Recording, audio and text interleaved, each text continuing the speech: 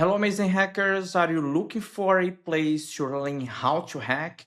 Check it out labs.hackexpert.com, a free training platform provided by Cross-Site Scripting Hat with over 150 unique exploits and labs that emulate real-life applications.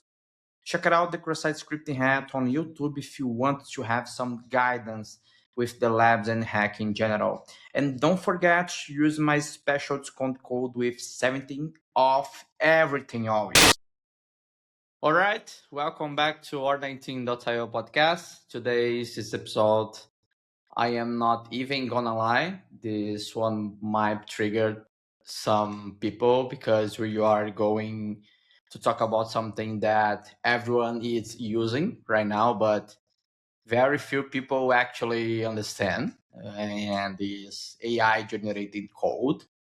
Like, let's be honest, at this point, if you are a developer and are you saying you are not using AI, you are either lying or you are suffering more than you needed to. But here is the thing. Every time something becomes easier in the tech, security usually pays the price. And right now you are making development very, very easy. So the real question is, are we making software better, or are we just creating vulnerabilities faster? Now, to have this conversation properly, I didn't want someone who just talk about security on LinkedIn. No offense, LinkedIn expert, but you know what I mean. I wanted someone who has actually seen things break, someone who has investigated real incidents, real compromises, real failures, the kind of stuff that doesn't show up in blog posts. Today, I'm here with Filipe Custódio, over 20 years in information security. We are talking digital forensics, application security, pen testing, risky compliance, certifications like CISP, CISMIC, CISA, basically all the certifications that make you feel like you should sit straight when you talk to the guy. But more importantly, real world experience, the kind of experience where things go wrong and you have figured out why. Philip, really good to have you here today. I really appreciate your time. And please introduce yourself to everyone here. Thank you, Milton. Thank you for the nice introduction. And, let me just quickly introduce myself. I'm an IT professional with almost going on 30 years experience. So I started working when in the year 1998, something like that, with the year 2000 problems and Euro problems here in Portugal. So from very early on, I started working in banking, in software development for banking systems. And back then it was obvious that some things were actually very obvious. You needed to develop software that you could actually audit. You could check if it's working correctly, if it's not working correctly. You would test cases. So every piece of software, every line of code went through some kind of review process. And these controls that we've had for the last, I would say, 50, 60 years in software are now being broken by what is called vibe coding or AI generated code. Because we have Microsoft saying that they are now throwing out 30,000 lines of code per day.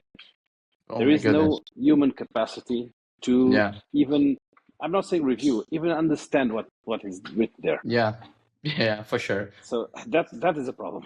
Yeah.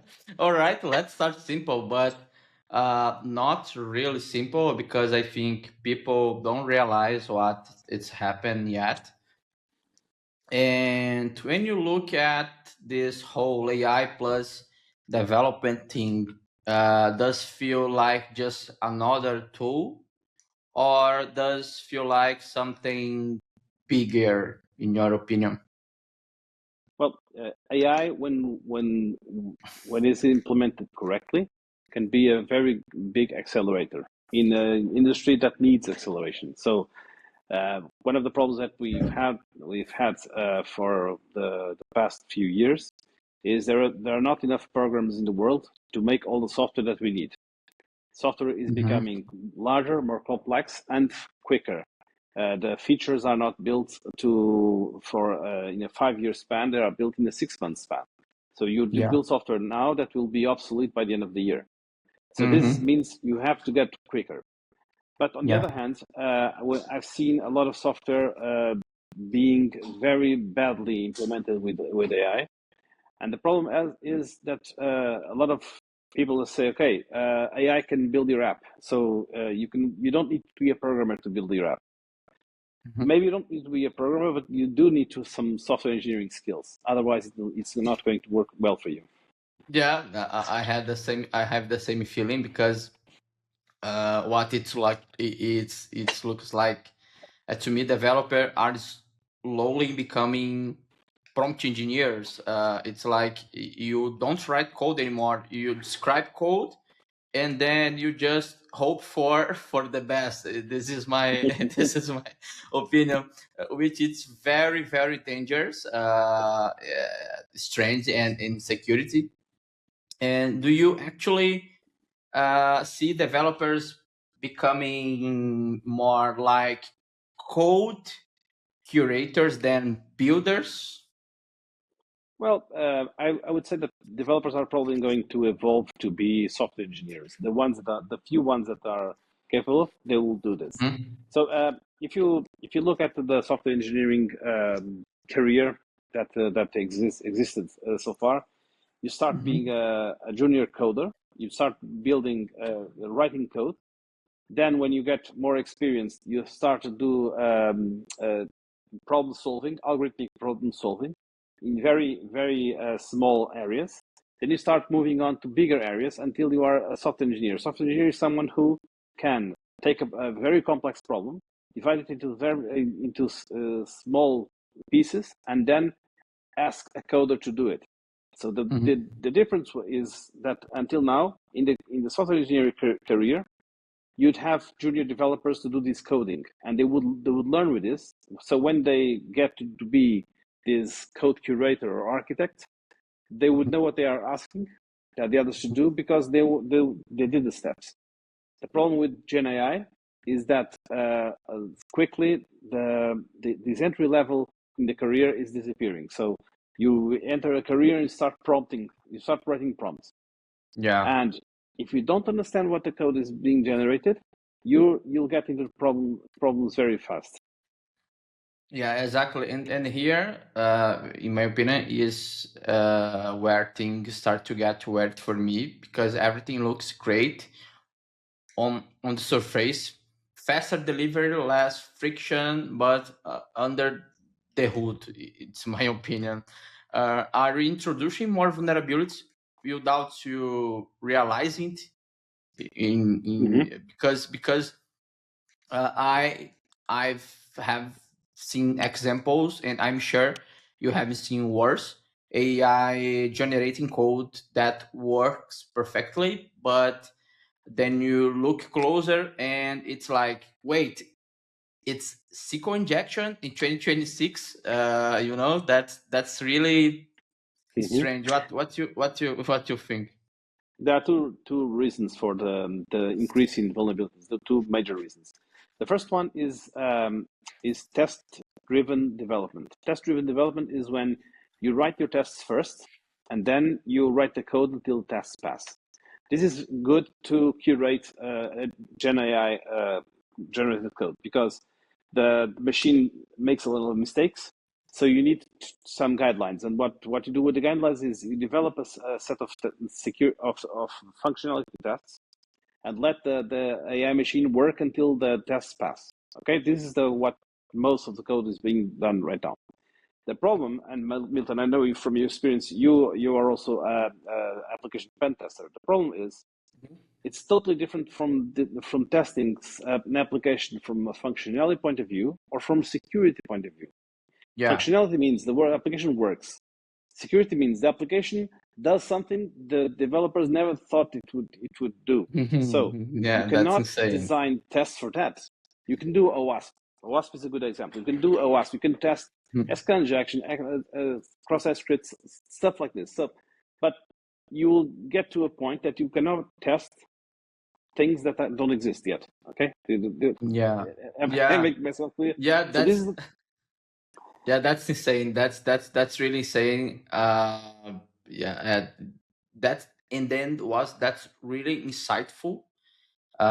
Because you have two points of view. You have and the most part of people just look for prompts and go there and give prompts and receive answers, and for example using codecs or another tools, you can for example generate beautiful pages in minutes, but that's insane how faster you can do that.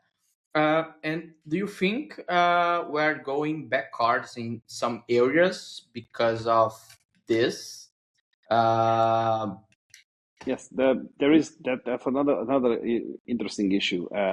So not only is the automatic code generation bad for security, but mhm, there's also another problem. The entry level for developers is now a mhm, lot much lower.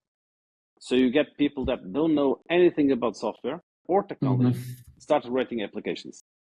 mhm, And what they don't look under the hood and they don't see what's going on there. It's like you remember that when Audi made the car especially for women, that the hood wouldn't open. It's something like this. You are treating mhm. software applications, but one problem is that a software application, a medium software application, is much more complex than a car.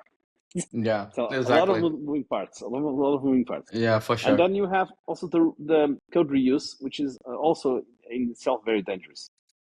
Today, you mentioned SQL injection. We don't use my SQL injection right now because 20 years ago or something like that, we discovered it can be attacked and it can be a problem. We're not using SSL, we're using TLS because some years ago we discovered SSL to be a problem. We're not Mhm. using some cryptography ciphers because we discovered it can be cracked. The problem is with endless code reuse is what GenAI does. It just takes some code that someone written a long time ago and adapts to your problem. And this code is not corrected with the new vulnerabilities. And Yeah. it's even worse because it's not patched. So you cannot check if it's secure because it Mhm. is changed. So when it's changed, the signature changes. So you don't know that you are using vulnerable code. So it's not pretty. Yeah, yeah, for sure. And then now this part, I think this is more about people than technology, because AI it's not the real problem, in my opinion. The human is. Have you Mm-hmm. noticed? You probably have you noticed that developers trust an AI output just because it's look right.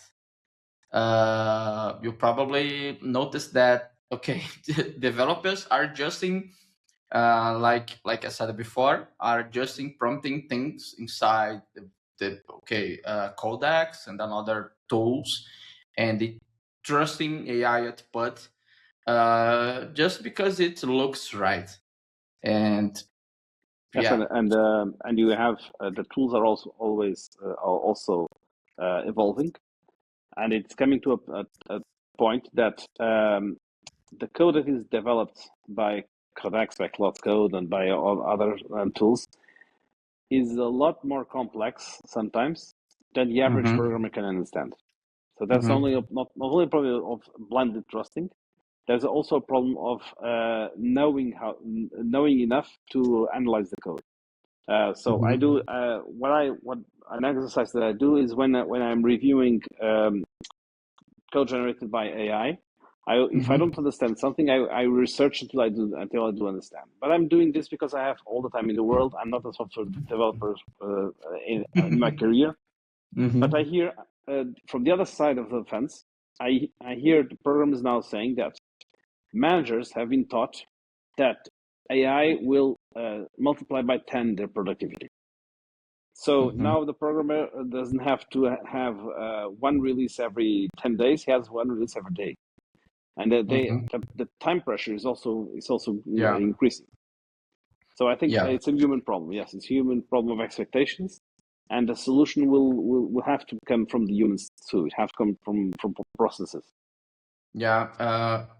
That's really interesting because I caught myself doing that. Like, you read the code, it's look like cleans, it's compliance, and your brain just goes, yeah, this is must be fine. And what usually when things go very wrong, do you agree that? My question is, do you agree that the issues is not that vulnerabilities are reading, but that they are simple, not being questioned? Vulnerabilities will always exist in software. Vulnerabilities are just some very specific category of software bugs, and software bugs will always exist. So errors, something that uh, exists and remains there because it was not covered by the tests that were done, either automatically or manual tests that were not done. So software Mm-hmm. always has bugs, and some percentage of these bugs can be exploited. So thus they are vulnerabilities. There are Mm-hmm. two issues here that are very interesting. If you have more source code, you'll have more bugs, of course, and you have more Mm-hmm. vulnerabilities on the one hand. And on the other hand, you already have AI tools to aggressively find these vulnerabilities in static code analysis. The Mm-hmm. SaaS tools that are being run not by the developers but by the bad actors, they are Yeah. identifying zero-day vulnerabilities much quicker than the developers can correct them. Yeah, for sure. Yeah, yeah, exactly. I really agree with that. So let me push this is a bit. Are we creating uh developers that can build things but don't actually understand what they build? Uh, that it's kind of scary when you think about it. Mm-hmm. This to me, this is okay, create really a big confusion in my mind, because developers are just creating things, and I think that the main problem here is that they don't understand what they build, and this is kind of carry me when I Mm-hmm. think about it. I don't know if Yes. you have the same feeling, because okay, I'm not put my hands on to write code a long time ago. I remember that when I started my career was as a programmer as well. I'm not started with in a security area, because a long time ago, Mm-hmm. this area, people never ever heard before. Did this really not exist? People uh, just thinking in or hardware or software, but Mm-hmm. really a small group of people really talk about security and stuff like that. But right now, it's totally different. And then in my time, in your time, of course, you really need to read books to understand the code, Mm-hmm. to try to take a piece of code off and try to implement in your own code. And right now, it's people don't stop to read code, or don't stop to try to understand what the AI try to show you. And then, yeah, to me, this is create a big problem for security. This is a big problem when you, for example, you can see, yes, in my opinion, you can see, for example, many I know friends For example, this is I have a close friend that, for example, that never ever put hands on in a IDE to program something, and then right now, if you look at the LinkedIn page, they are saying, okay, right now I can build one specific code, and I can right now selling one software that managing your businesses, Hmm. whatever, like ERP,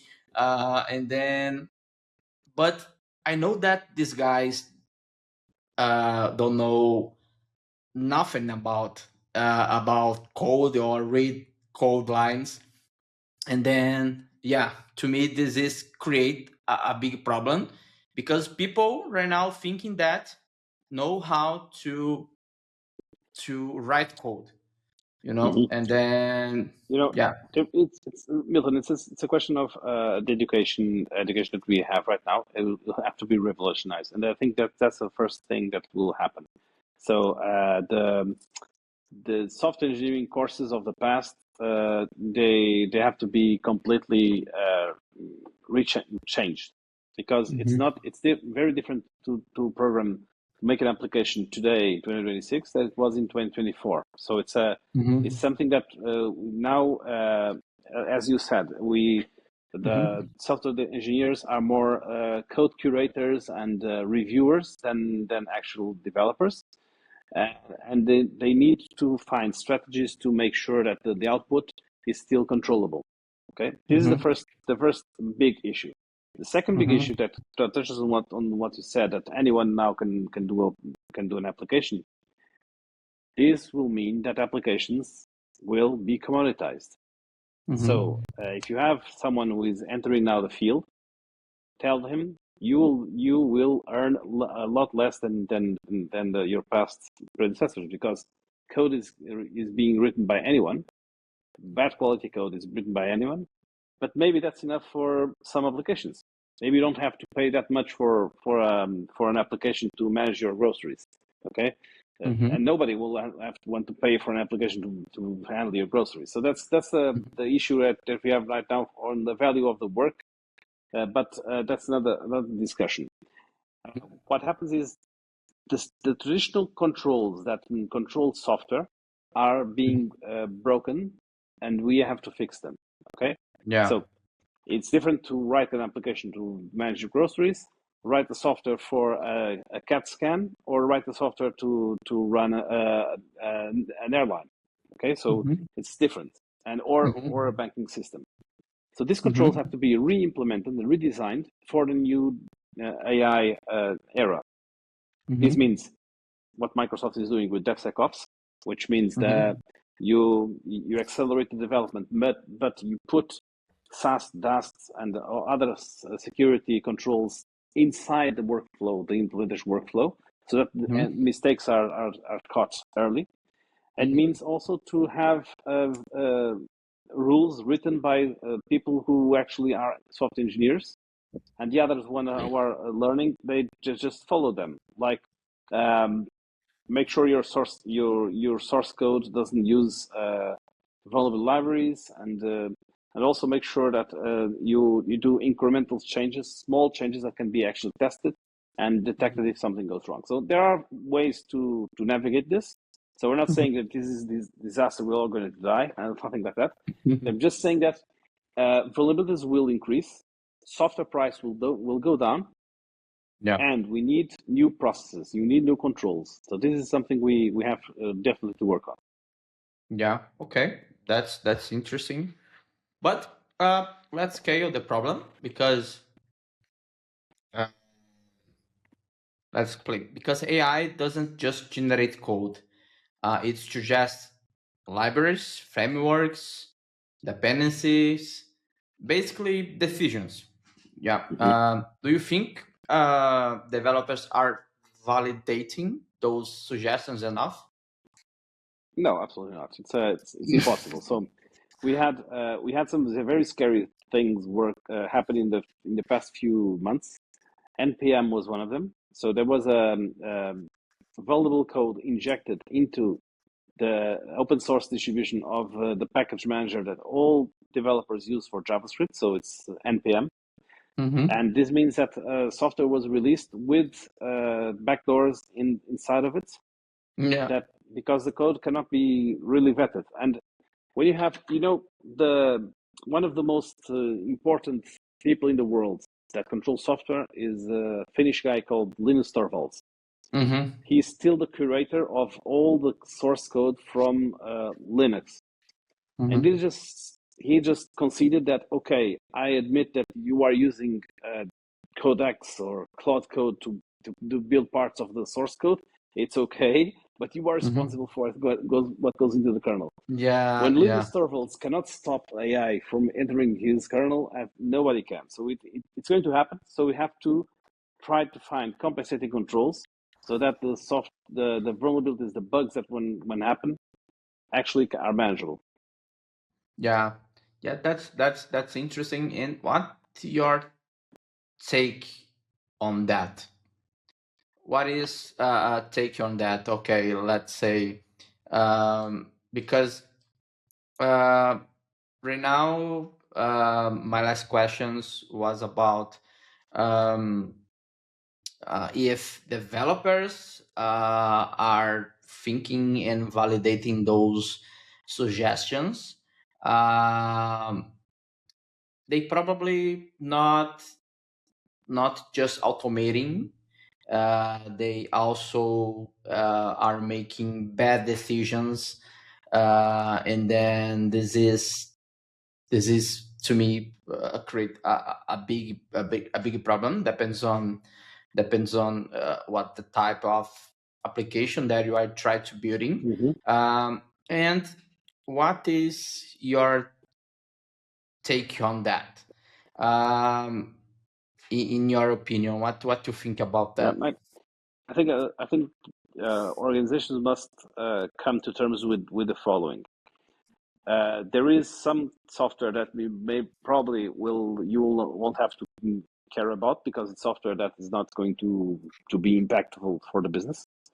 But that's the minority. Most of the software you actually use for business will have more bugs and will have more vulnerabilities. So you do have to invest in application auditing and application security Yeah. processes. So this, all the effort that does not go into developing code must go into testing it, functionality, security, and load testing, automatic testing. So automatic tests on release, built into the workflow, and then periodically manual automatic tests. So persons, actually application security auditors that can go there and find things that the automatic tests didn't find.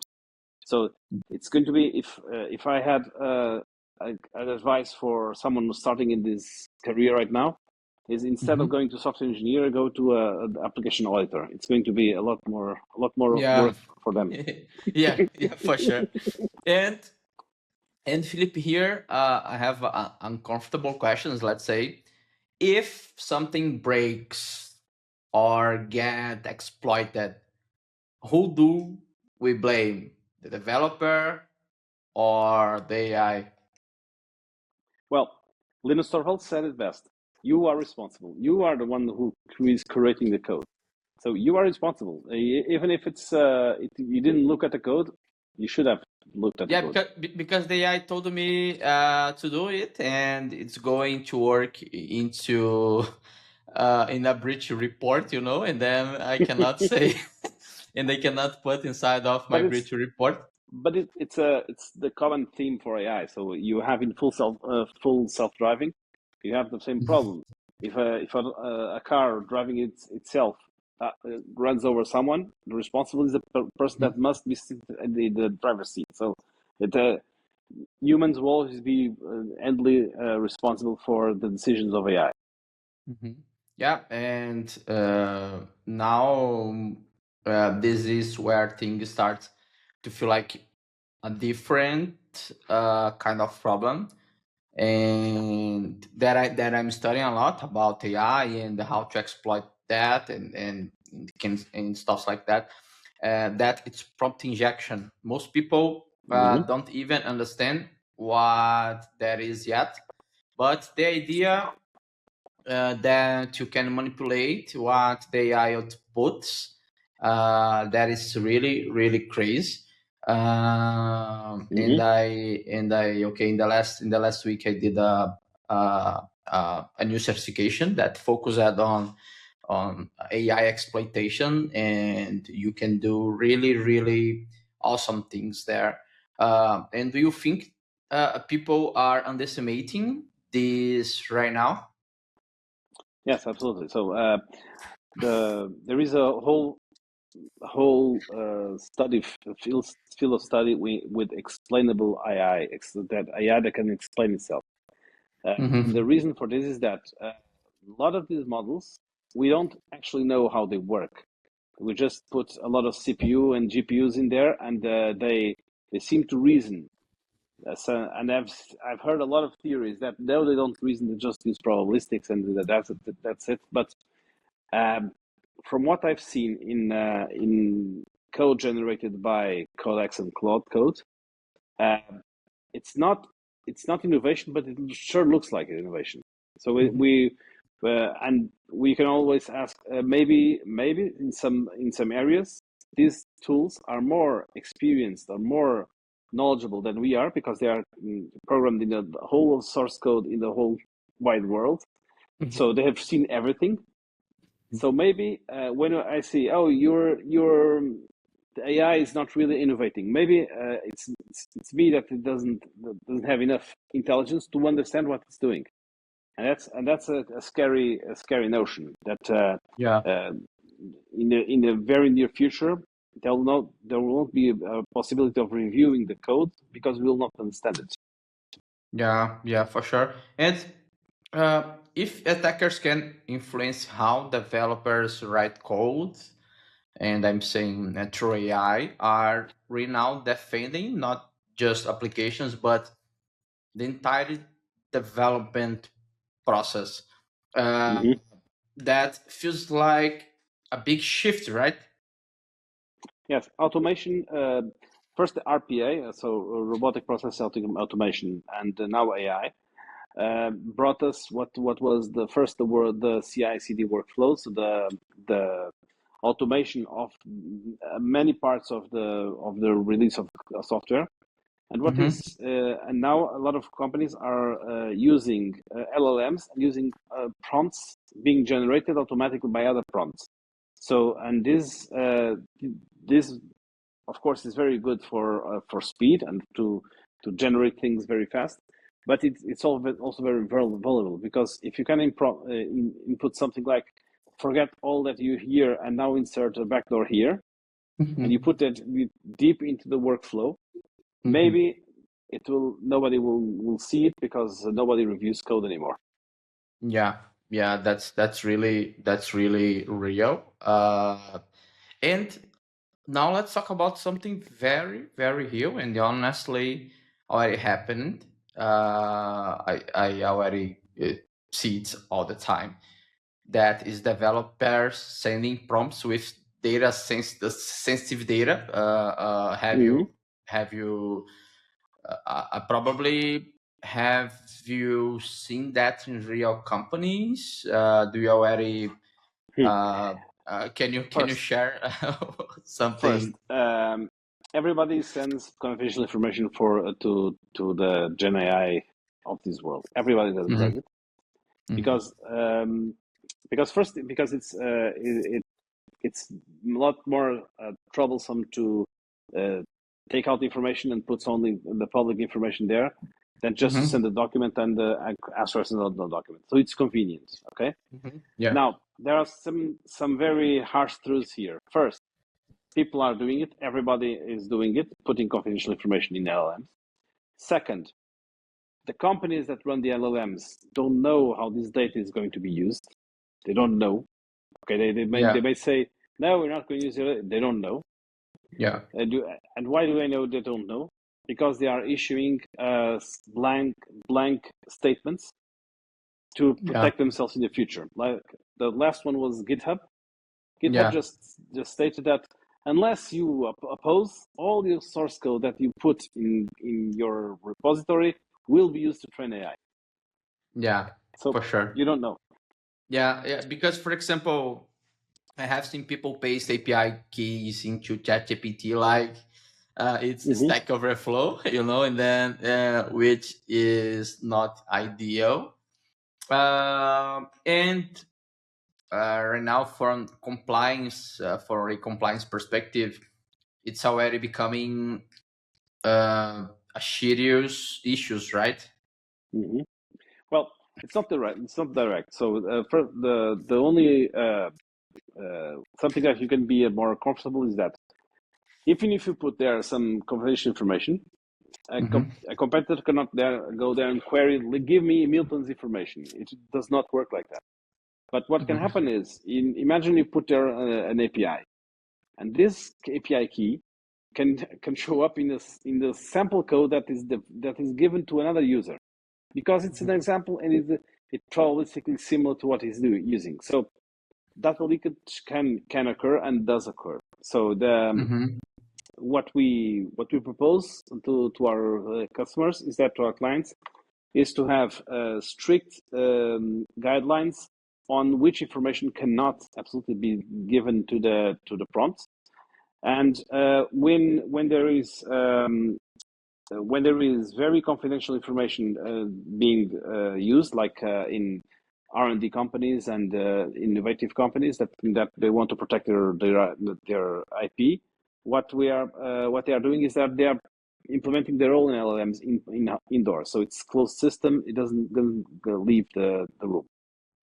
Yeah, yeah, and then because you now heard a lot of discussions about compliance, and people from compliance say, okay, and I think that that's really a big black box, uh, because as you said, we don't know how the AI can use our informations or informations that you input inside the prompts, and then that's really I don't know if you be a big problem in the future. For example, I have a friend that hacked the OpenAI 14 times. That this guy Mm-hmm. uh, yes, regarding that, these guys you stay with us in Hackers Behind the Code conference.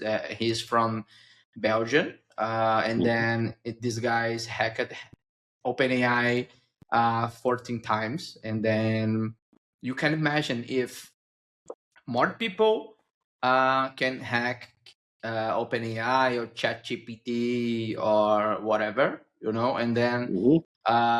the problems that you can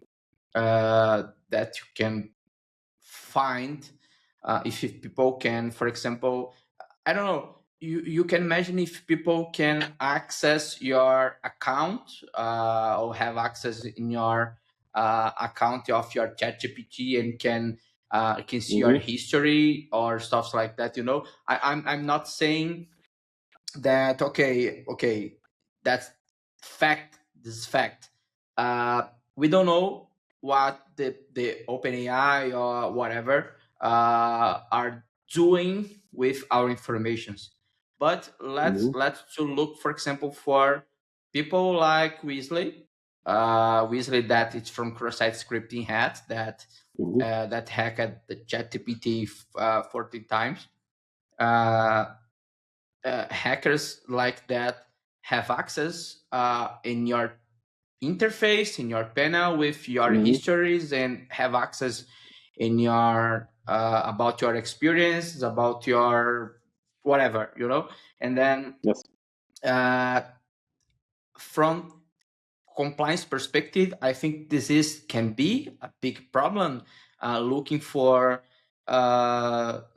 if you look to actual landscape from Europe, for example, Mm-hmm. from GDPR and another compliance terms, and then this is really, I think that can be a big problem. Uh, Yes. uh, We have now the AI Act, which is going to come into effect in Europe. So we have some effort to regulate the way the data is used. And I think this regulation will, in the end, make the companies more cautious about how they use our information. But they also are very vulnerable. So you mentioned OpenAI. You didn't mention that Cloud Code had its codes stolen and published online. So it's Yeah. many times these companies they are not security minded because that's not what they do. They do data. They don't do security. And we're in the first steps. So we will see this organization mature. We'll also see the regulations come to more maturity, and the concern with data being more effective. Okay, we're also seeing that given these latest, I would say, political contendants, political stress between the United States and Europe. We hear the word digital sovereignty ever more often, and this may look like something that it doesn't affect us, but it probably will. So I wouldn't be surprised to see some rules in Europe that will try to limit the effects of OpenAI and the Cloud Code and Cloud, OpenAI, Anthropic, and other companies, limit their access to our information. Yeah. Yes. Yeah. I really agree with that. This does not surprise me as well. And let's talk about the speed, because everything is accelerating.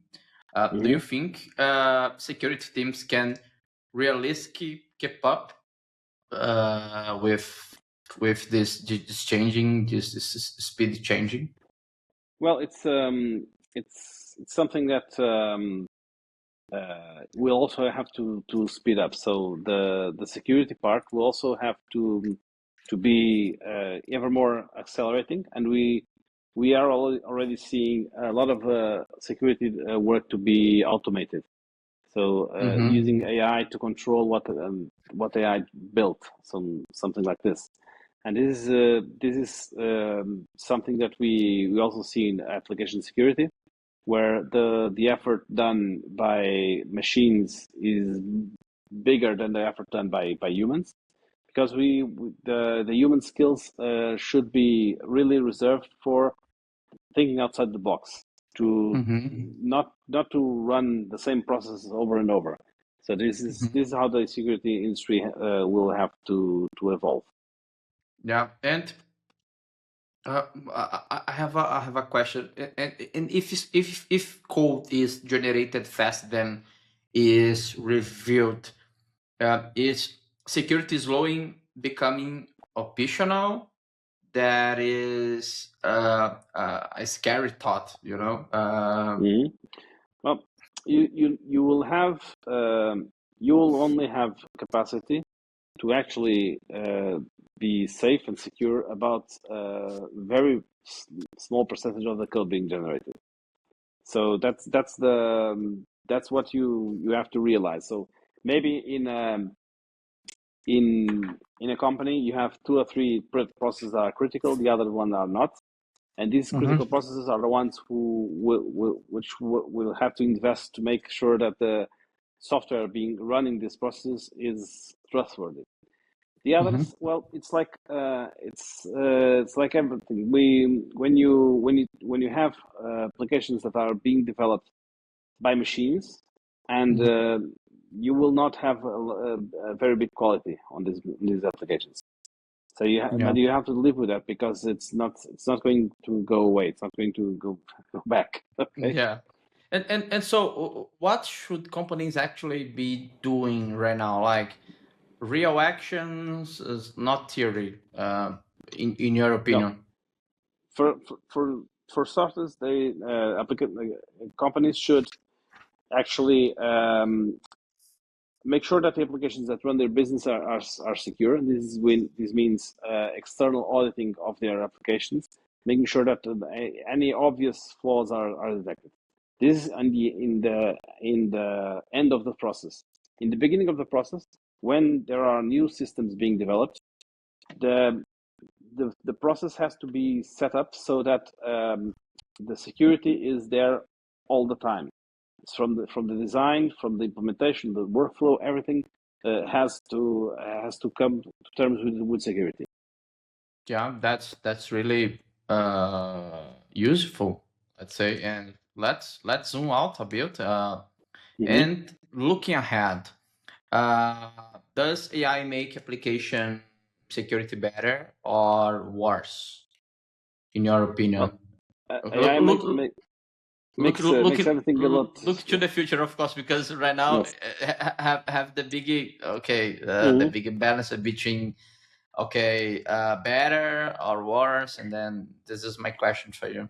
With maturity, we expect that things to be better, which means if you look into, I know 5 years is already unpredictable.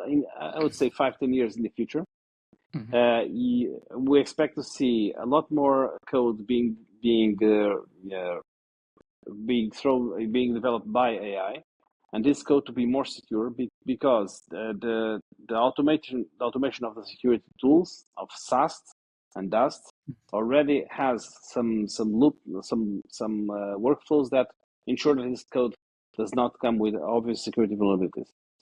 And in this future, 5-10 years from now, what you'll have is a new type of professional, a new type of engineer, which is responsible for identifying when things go wrong and trying debugging automatically generated code without prompting some AI, just going in there and finding out what went wrong. And you will also have a very senior security specialist, which will, of course, study how these security tools work and try to find out ways to exercise vulnerabilities that are not detected. So I think it's going to be a very good future for security professionals and for very senior software engineers. Sure. Interesting. And are we going to see more vulnerabilities or strong defenses, in your opinion?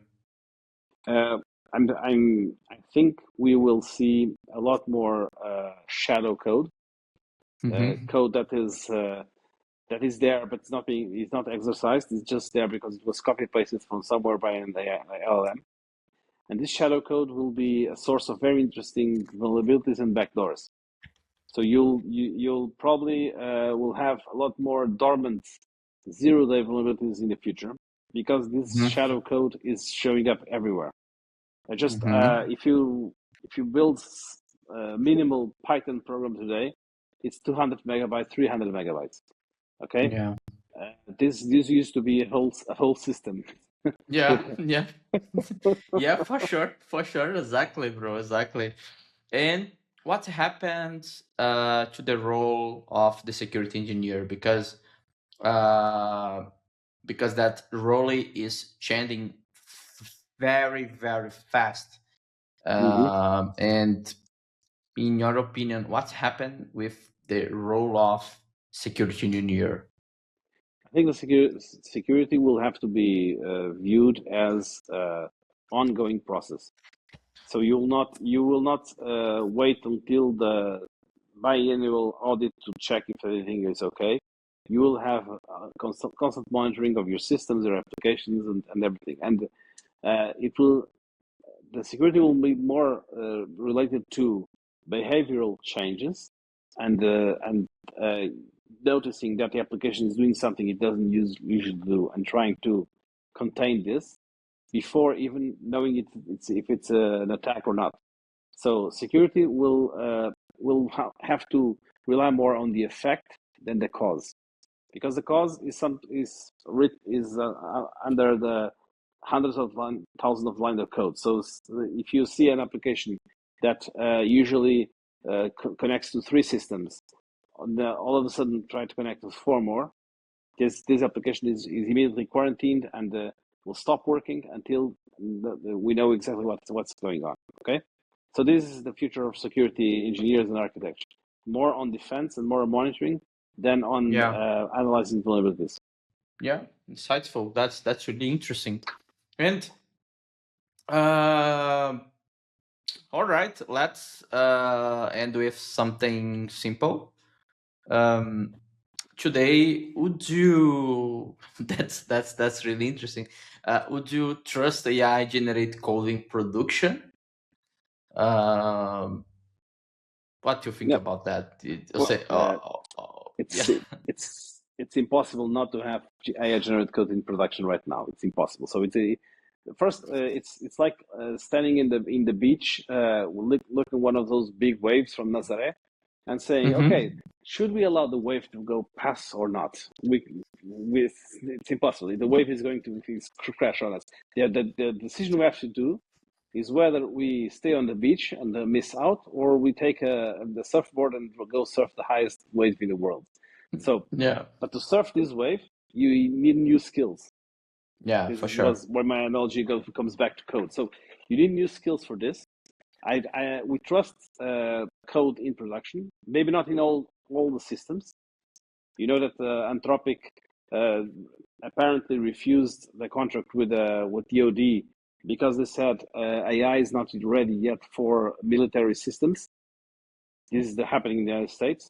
On the other side of the world, Ukraine just occupied a position of Russian soldiers using only robotic systems with no infantry involved. So we have two places. On the one hand, the wave is crashing, and you better be riding it.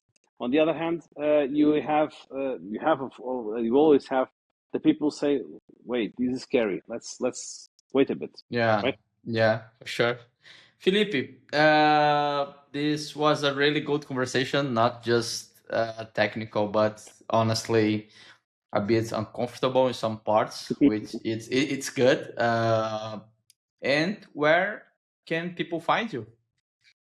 Well, I work at Visionware, which is a Portuguese company dedicated to cybersecurity, with now 21 years of age. So you can also look me up in LinkedIn and through email, of course. Okay, for sure.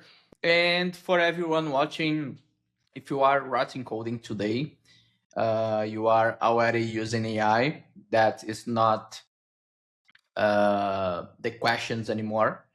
The real question is, do you actually understand what it is doing?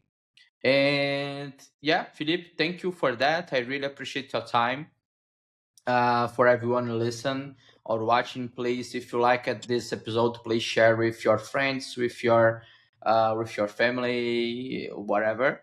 And please don't miss this episode. And see you next episode of the R19. And see you in the Hackers Behind the Code conference that will be in June 6th in Lisbon. Philippe, thank you again. Thank you. See you next time. Bye. Have a nice day.